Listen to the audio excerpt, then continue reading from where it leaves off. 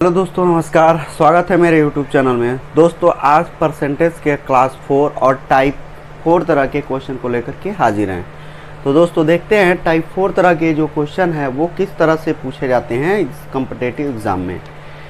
देखिए, ट्रिक क्या है। यदि किसी आयत की लंबाई और चौड़ाई को क्रमशः m% तथा n% से बढ़ा दिया जाए तो उसके क्षेत्रफल में कितने प्रतिशत की वृद्धि या कमी होगी।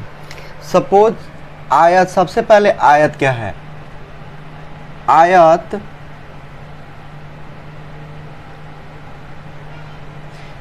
आयत का जो लंबाई होता है और जो चौड़ाई होता है वो ये और ये आमने सामने की भुजा बराबर होती है। लंबाई और ये सामने की भुजा बराबर होती है, तो इसको आयत बोलेंगे। जब आमने सामने की भुजाएं बराबर हो तो वो हमारा आयत होता है। जैसे ये बोर्ड ही है, ये बोर्ड भी एक तरह का आयत है क्योंकि इसकी लंबाई और इसकी चौड़ाई बराबर है। तो कह रहा है कि अगर इसके लंबाई में कुछ % बढ़ा दिया जाए और इसकी चौड़ाई में भी कुछ % बढ़ा दिया जाए। पहले जो आयत का लंबाई था वो कुछ भी है और उसमें हम m% बढ़ा दिया, फिर चौड़ाई जो है उसमें भी n% बढ़ा दिया। तो अब क्षेत्रफल में कितने % की वृद्धि होगी या कमी होगी। तो जाहिर सी बात है कि हम लंबाई में भी कुछ बढ़ा रहे हैं और चौड़ाई में भी कुछ बढ़ा रहे हैं, तो क्षेत्रफल में वृद्धि ही होगी। सबसे पहले आयत का क्षेत्रफल, तो लंबाई गुणे चौड़ाई होता है और आयत का परिमाप 2 गुणे लंबाई धन चौड़ाई होता है। ये इसका बेसिक फार्मूला है। लेकिन हमें यहाँ पे परसेंटेज निकालना कि कितने % कम होगा या कितने % अधिक होगा। तो यहाँ पे देखते हैं, m% बढ़ा रहे हैं तो m,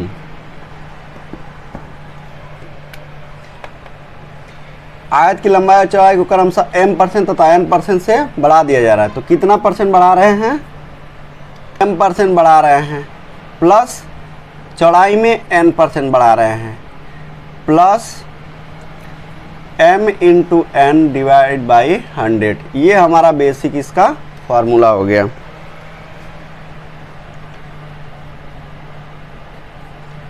वृद्धि, प्रतिशत वृद्धि बराबर m + n + m × n divide by 100। कोई एक इसी के आधार पे हम क्वेश्चन करते हैं। जैसे किसी आयत की लंबाई तथा चौड़ाई में क्रमशः 20% और 25% की वृद्धि होती है तो उसके क्षेत्रफल में कितने % की वृद्धि होगी। तो लंबाई और चौड़ाई में हम 20% और 25% बढ़ा दिए हैं। अब जो नया क्षेत्रफल आएगा वो कितना आएगा, तो यहाँ पे डायरेक्टली हम m + n और plus m × n divide by 100। m + n क्या दिया है, 20% प्लस 25% और प्लस 20 × 25 डिवाइड बाई 100। 20 × 5 = 5 और ये 45 प्लस 5, ये 50% की वृद्धि होगी। यानी कि अब जो नया क्षेत्रफल होगा वो पहले के क्षेत्रफल से 50% ज़्यादा होगा। तो इसी पे आधारित दूसरा हमारा ट्रिक है। दूसरा किस तरह से क्वेश्चन पूछ सकता है कि यदि किसी आयत के लंबाई और चौड़ाई को क्रमशः m% तथा n% से कम कर दिया जाए तो उसके क्षेत्रफल में कितने % की वृद्धि या कमी होगी। तो अब यहाँ पे m% और n% क्या किया जा रहा है, कम कर दिया जाए। तो -m -n और यहाँ पे plus m × n divide by 100। ये इसका बेसिक फार्मूला है। अब यहाँ पर देखिए, इसी पर एग्जाम्पल हम कैसे करते हैं। किसी आयत के लंबाई तथा चौड़ाई में क्रमशः 10% तथा 20% की कमी होती है तो उसके क्षेत्रफल में कितने % की वृद्धि होगी। तो यहाँ -10 और -20 प्लस -10 गुणे 20 डिवाइड बाई 100। 20 बचे 5 दूना, तो ये हो जाएगा -10 और -30 और +2, तो ये आ जाएगा -28% की कमी होगी। यहाँ निगेटिव चिन्ह दिखाता है कि कमी को दिखाता है। अगर ये प्लस में आता तो बढ़ जाता। तो यहाँ पे निगेटिव चिन्ह दिखा रहा है कि जो अब नया क्षेत्रफल बनेगा वो 28 पहले जो क्षेत्रफल था उसके 28% अब कम होगा। तो दूसरा तरह का क्वेश्चन ये है। तीसरे तरह का क्वेश्चन क्या आ सकता है कि अभी क्या है कि अभी लंबाई और चौड़ाई में पहले दोनों में बढ़ा दे रहा था कुछ परसेंट, इसमें क्या है लंबाई और चौड़ाई दोनों घटा दे रहा है। अब एक अलग आएगा जिसमें लंबाई बढ़ाएगा चौड़ाई को घटा देगा, फिर एक में आएगा कि चौड़ाई को बढ़ा देगा लंबाई घटा देगा, नहीं सेम। तो उसको हम कैसे करेंगे दोस्तों, आयत पर जो तीसरे तरह का जो क्वेश्चन पूछा जाता है उसमें क्वेश्चन होता है यदि आयत की लंबाई में m% बढ़ा दिया जाए और चौड़ाई में n% कम कर दिया जाए तो क्षेत्रफल में प्रतिशत वृद्धि या कमी होगी, कितने परसेंट की वृद्धि होगी या कमी होगी। तो उसको हम याद करते हैं, m% बढ़ाया जा रहा है और n% घटा है तो -n कर देंगे और अब यहाँ माइनस रहेगा m × n डिवाइड बाई 100। ये इसका बेसिक फार्मूला है। जैसे यहाँ पे उदाहरण के तौर पे एक क्वेश्चन देखते हैं, यदि किसी आयत की लंबाई में 20% की वृद्धि कर दिया जाए तथा चौड़ाई में 10% की कमी कर दिया जाए तो उसके क्षेत्रफल पर क्या प्रभाव पड़ेगा।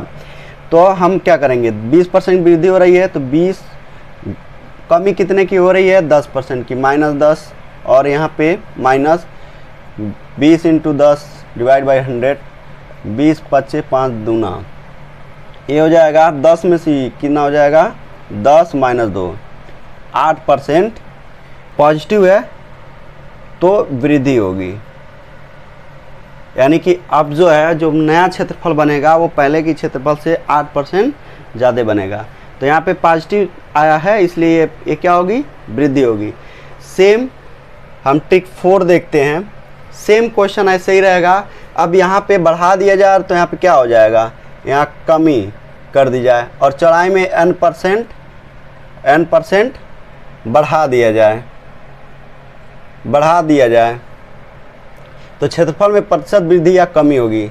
अब यहाँ पे क्या हो जाएगा कि हम m% कम कर रहे हैं तो -m करेंगे और n% बढ़ा रहे हैं तो +n करेंगे, ठीक है। और यहाँ पे माइनस ही रहेगा m × n डिवाइड बाई 100। इसका ये बेसिक फार्मूला हो गया। सेम इसी क्वेश्चन को हम ऐसे देख लेते हैं, यदि किसी आयत की लंबाई में 20% की वृद्धि, यहाँ वृद्धि है तो हम कमी कर देंगे, कमी कर दिया है, तथा चौड़ाई में 10% कमी है तो यहाँ वृद्धि कर लीजिए। सेम वही क्वेश्चन है। अब यहाँ आप देखते हैं तो आयत की लंबाई में m% कम कर दिया जाए और चौड़ाई में n% बढ़ा दिया जाए तो क्षेत्रफल में प्रतिशत वृद्धि या कमी होगी। तो यहाँ पे एक उसी सेम एग्जाम्पल है, यदि किसी आयत की लंबाई में 20% की कमी कर दिया जाए, चौड़ाई में 10% की वृद्धि कर दिया जाए तो उसके क्षेत्रफल पर क्या प्रभाव पड़ेगा।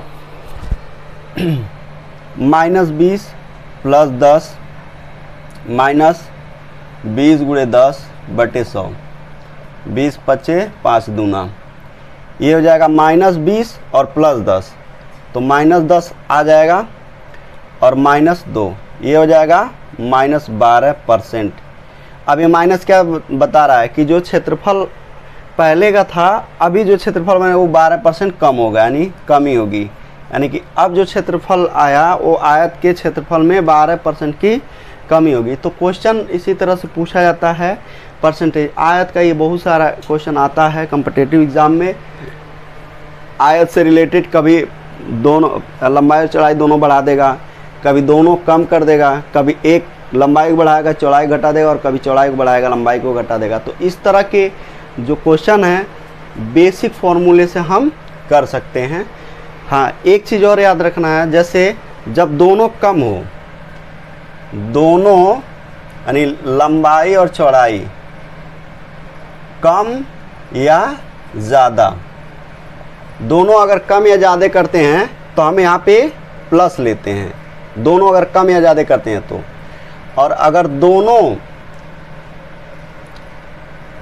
दोनों में एक को कम और एक को ज़्यादा करते हैं तब यहाँ निगेटिव लेते हैं। दोनों प्लस में रहे या माइनस में रहे तो यहाँ पे प्लस ही रखते हैं, लेकिन जब एक को बढ़ा रहा है दूसरे को घटा रहा है, दूसरे को बढ़ा रहा है पहले घटा रहा है तो यहाँ पे हमेशा नेगेटिव। इस चीज़ को हमेशा ध्यान रखेंगे। बाकी ये उसी पे डिपेंड है, अगर कमी है तो माइनस लगाएंगे, वृद्धि है तो प्लस लगाएंगे। तो यहाँ वाला चिन्ह भूल जाता है। तो इसको याद रखने का एक यही तरीका है कि अगर दोनों घटा रहा है या दोनों बढ़ा रहा है तो यहाँ पे प्लस ही रखेंगे, यहाँ पे प्लस रखेंगे। लेकिन जब एक में कमी करता है और एक को बढ़ाता है तब ऐसी स्थिति में हम नेगेटिव लेते हैं। तो आज के क्लास में इतना ही।